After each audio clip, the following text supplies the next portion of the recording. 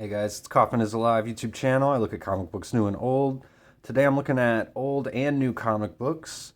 As I went to the comic book store today, it was Batman Day, which is something they do once a year, and they have some sales, so I took advantage of it. Earlier this week, I didn't do a new comic books day video like I normally do every Wednesday when I go to the comic book store and pick up some of my new comics, because I was just going to wait till next week to pick up the issues that I got. I just picked up X-Men number 4 and G.I. Joe number 310. These are the only two new books that I got this week. I haven't flipped through them yet, so I'll flip through those last here at the end of the video. But the comic book shop, in honor of Batman Day, which is something they do once a year, they were having 25% off back issues and 50 cents for the dollar books. So I picked up some dollar books and some back issues along with the new comics. So I'm just going to flip through some of these today and just talk about some of the books that I got. First one I found was in the dollar bin, so I got this for 50 cents. It was the New Teen Titans number 14. This came out in November 1985. It's a Crisis of Infinite Earths crossover tie-in comic here. We got Marv Wolfman as the writer, and Eduardo Barreto is the artist. And he had just taken over for George Perez here on Titans. Eduardo Barreto did. This is only his second issue, so I saw this, obviously in the dollar bin, and I always love picking up these old Titans comic books, especially when you find them in the dollar bins. So wasn't going to pass this up. These comics always have really great artwork. Really like the colors too in here. Not necessarily the color palette, but just the way the colors pop off of these old pages, these 80s comic books. It just looks awesome. And see, I don't really like some of the color palettes here in this book. I feel like just glancing at it right away, got a lot of puke greens and pinks, but some great looking pencils here. Trying to follow up George Perez is no easy feat for sure.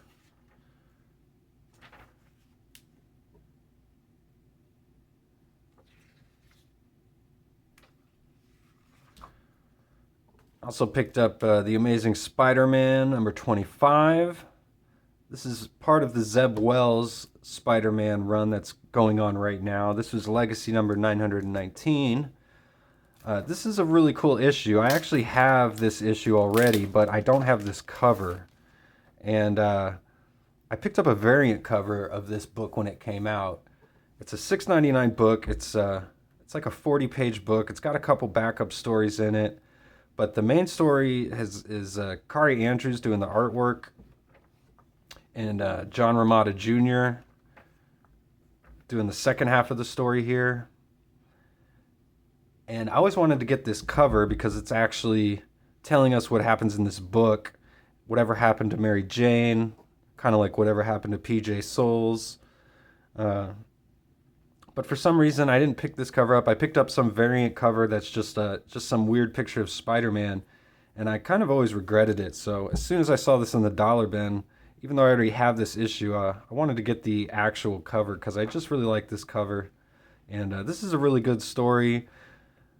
We've got Mary Jane and Paul here, and a lot of people hate Paul. I'm not a big fan of him either, but we get a good story here kind of explaining their relationship and why they're tied to each other and why she is choosing Paul kind of over Peter at this point. So there's some really good artwork in here by Kari Andrews. And we get to the John Romita Jr. storyline. And this is all kind of a prelude to the death of Ms. Marvel, which I believe happens in the very next issue.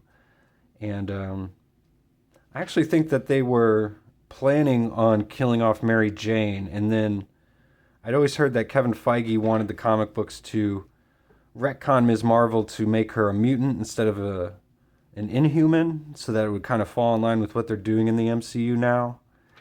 And I'd kind of heard that rumors that they had perhaps changed the storyline from Mary Jane getting killed to Ms. Marvel. So that's just a theory I have. But this was a $6.99 comic book when it came out. I got it for 50 cents today, so you can't beat that. I got X-Men Red number 9. This is the Al Ewing X-Men book. That was during the Age of Krakoa. I've been picking up issues of this comic book here and there. I got the last few issues of this series before it ended. I've got the first couple issues, so I've just been going back and trying to find the others in dollar bins when I can. So I found this one here today, which was cool.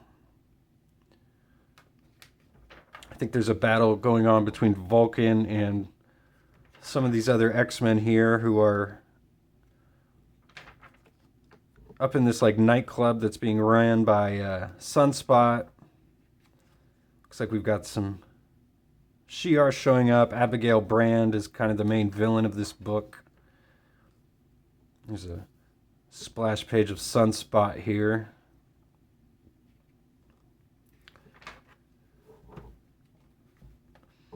Got X-Men 2099 number 10. I actually got this out of the back issues. It was $3, so I got it for 25% off today. Probably could have found it in a dollar bin at some point if I held my breath long enough, but this is just another one in my collection that I don't have yet. I have most of these early 2000. I think I have 1 through 9 and then like 11 and 12. So this was one I was missing. Got Ron Lim on the artwork. He does really fantastic artwork. And I'm a big fan of the X-Men 2099 team too. Got Skullfire. Zion here.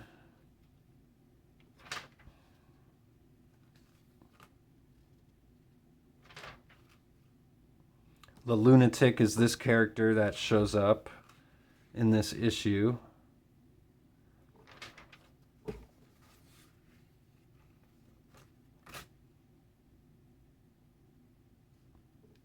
Nice page of Skullfire using his powers there.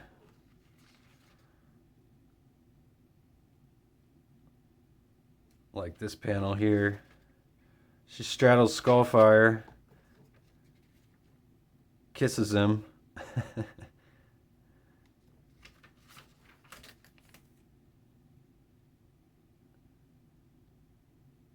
She adds the eye makeup to him. Looks really cool. Excited to read this issue, honestly. I'm, like I said, kind of a mark for this X-Men 2099 team. I love this corner panel here, this black and white one. Looks really cool. Also, I've got the Bishop number 3 here. This is from the Bishop miniseries. Got this out of the back issue bins. I've got issues 1, 2, and 4. So this was one I've been missing for a while. And I don't know why. I just never picked this one up. I just never really came across it for a good price. So I finally got it here. Got Carlos Paccio does the pencils here. They're really good. He always did great work on X-Men in the late 2000s. Bishop's battling this guy named Mountjoy in this series.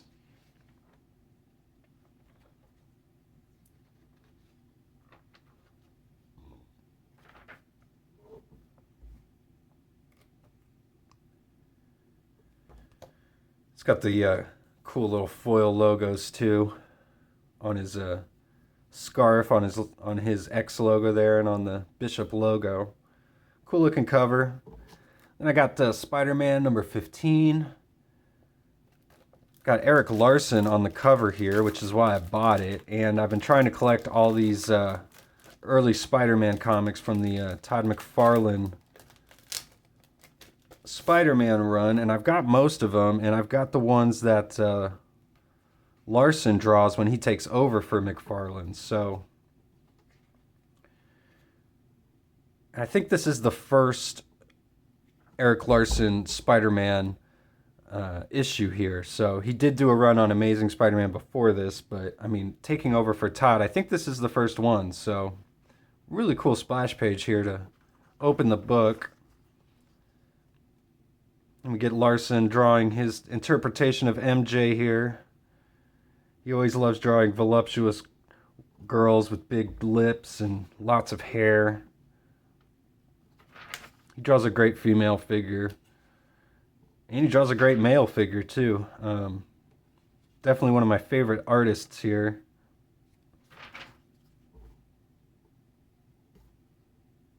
We got Beast, obviously guest starring in this book, which is pretty neat.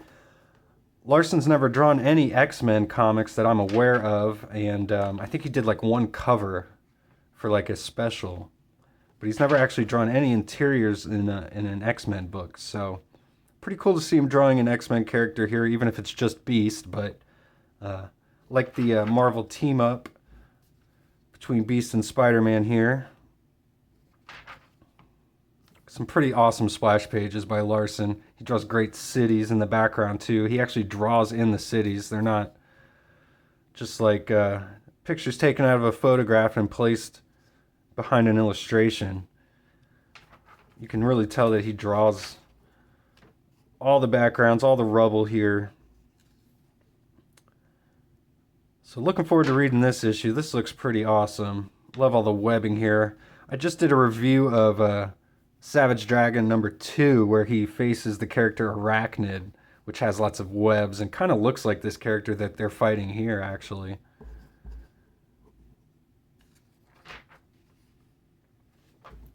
So yeah, this is pretty cool. Spider-Man #15. And I picked up Daredevil #236.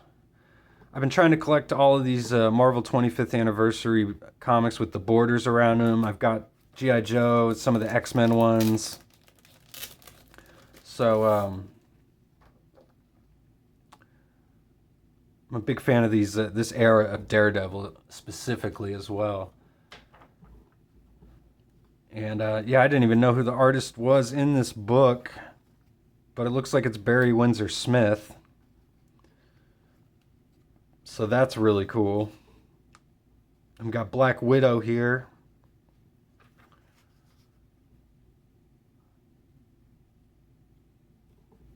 She's kind of the love interest of Daredevil during this time period, if I'm not mistaken. There's a classic shot of Barry Windsor Smith Daredevil. Looks awesome.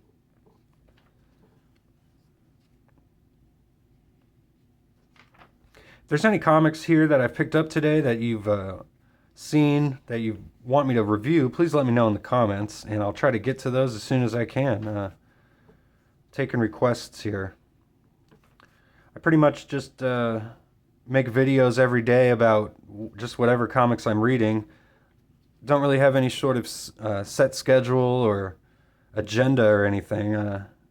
Love this panel down here. Really good looking page. So yeah, if you want me to get a full review of any of these books, let me know, please, in the comments. And if you like videos like this, please leave a like. It really does help the channel. I just started this up a few months back, and it's been a lot of fun. I really appreciate everyone who has subscribed so far. If you haven't subscribed yet, please do. Look at the two new books that I got today. This is X-Men #4. Jed MacKay. Netho Diaz is the artist on this one, as Ryan Stegman is sitting out for a couple issues. When I bought this, the guy at the counter actually thought he was selling me like a misprinted comic, because they actually have the barcode here fitting in with like whatever this like phone or tablet that a character's holding, and you see the little thumb down here, so you know it's not a misprint. But at first we didn't see the thumb, and we were both kind of looking at each other like, oh, is it a misprint or what? Because I never noticed that that's what this cover looks like in the solicits or anything. So we do get Ryan Stegman on the cover, Juggernaut busting through a wall there. But we got Netho Diaz on artwork. I've really liked his work so far on X-Men Era of Apocalypse, and he was on the Daredevil Black Armor series as well. He's got a really good pencil style. Reminds me of like Todd Knock or Brett Booth.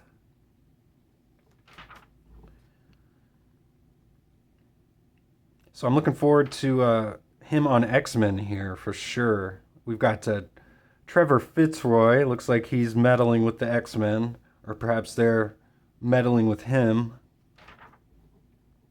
Juggernaut does seem to be kind of the star of this issue. We got Beast showing up just like we saw in the Spider-Man book I was going through.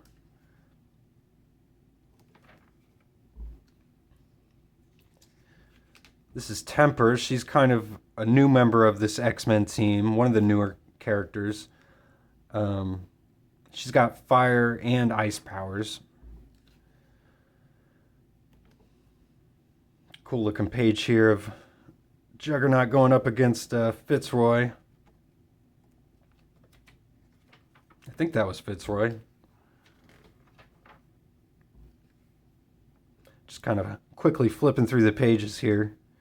I'll definitely do a full review of this issue coming up soon. I've done reviews of issues 1 through 3 so far.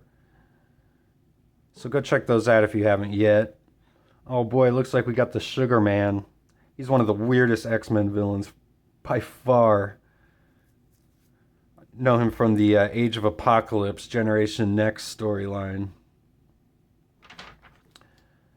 So, looks like we got Colossus perhaps showing up right here at the end. So, we get the X-Mail. The return of the X-Mail is always nice. We get letters from readers, which is kind of funny in a social media age. This is kind of passé, but it is... I feel like every comic still needs a good letters page. So, yeah. X-Men number 5. We get a little preview of the next issue as well. And the final book I got here, G.I. Joe, number 310. Got the Andy Kubert cover. We got Cobra Commander showing up in his battle armor here in this issue. He's fighting Zartan, and the Baroness are all on the cover. So we got all the Cobra villains kind of bickering back and forth. I've been a pretty big fan of this series so far. I think the G.I. Joes make for great comic books. As corny as maybe the cartoons or the movies are, I think it translates almost best into comics. They've just got great characters, great character designs, names, you know, lots of history and backstory. You know, there's good versus evil. It's just classic storytelling, and you get kind of the military aspect too, which you don't get in a lot of superhero stories. So it's a little bit of its own thing. So, and it's neat that the Marvel comics and the IDW comics and now into the Image comics, they all kind of flow together. The storylines basically, you know, all exist in the same universe. And Larry Hama has written a lot of the issues, and he's writing this one too. So at least he's the writer here. So